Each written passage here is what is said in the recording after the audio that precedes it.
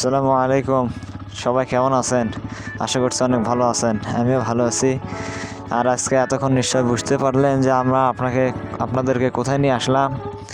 এই তো এটা হচ্ছে সেই আমাদের বগুড়া জেলার, এটা কি থানা? শিবগঞ্জ থানার সরকারপাড়া।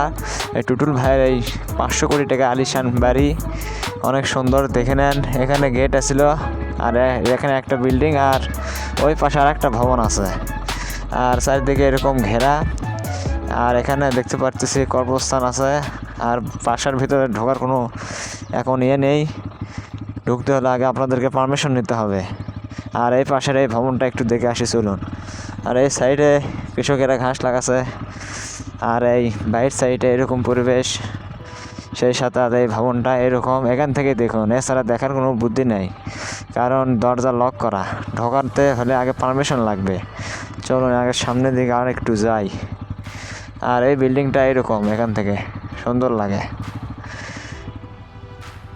আর এখন সময় হচ্ছে 1:22, দুপুরবেলা চলে এসেছি। দেখার আর কিছু নেই, এই 3টা জিনিসই গেট আর এই 2টা ভবন। এখন এখান থেকে আবার বাসার দিকে চলে যাব। তাহলে আপনাদের সাথে আসতেছি আবার মোটর ব্লগিং সেটআপে কিছুক্ষণ পর।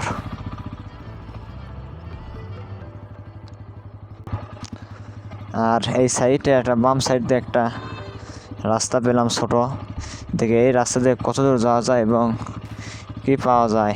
এই সাইডে দেখতেছি 2-1 মহিলা, সম্ভবত ওরা এই বাড়িটির টেক কেয়ার করে, সেই জন্য তারা ভিতরে। আমাদের তো ঢোকা নিষেধ, আমাদের ঢুকতে হলে পারমিশন লাগবে। এই সাইডে এরকম একটা গেট আছে, চাইছিরা ভিতর ঢোকা যাবে কি যাবে না বলতে পারতেছি না। এই সাইডে এরকম পরিবেশ। বিল্ডিং না,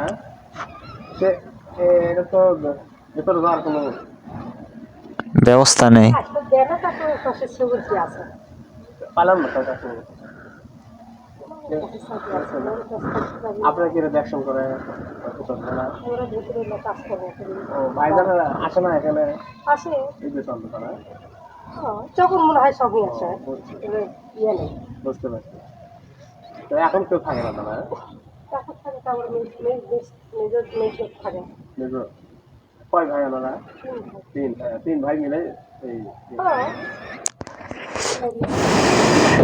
ওনারা এখন তারা যখন মনে হয় তাই তখন চলে ওরা আসে। ঢাকায় থাকে। তার মেয়েটা থাকে তাই এমনিতে আসে। তাকে দেখার কোনো অপশন নেই তারা। না যাবি না, ওই যে সিকিউরিটি গার্ড অফ করে ঢুকে দিচ্ছে।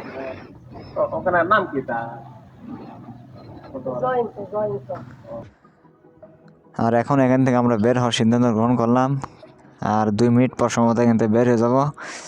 আর এই ছিল আজকের এই 500 কোটি টাকার টুটুল ভাইয়ের বড় একটা বাসা। দেখে নিলেন আপনারা, অনেক সুন্দর। ভেতরে ঢুকতে পারলাম না, কারণ আমাদের কোনো পারমিশন নেই। এখানে 2জন চাষি ছিল ভিতরে, তাদেরকে জিজ্ঞেস করলাম, তারা বলল, না বাবা, আমরা কিছু করতে পারবো না, তোমাদের যদি কোনো পারমিশন থাকে তাহলে হবে, না ছাড়া কোনো উপায় নেই। আর এই পর্যন্ত, আর কি বলবো। সবাই ভালো থাকবেন, সুস্থ থাকবেন। দেখা হচ্ছে পরবর্তী ভিডিওতে। সবাইকে জানাই অনেক অনেক ধন্যবাদ।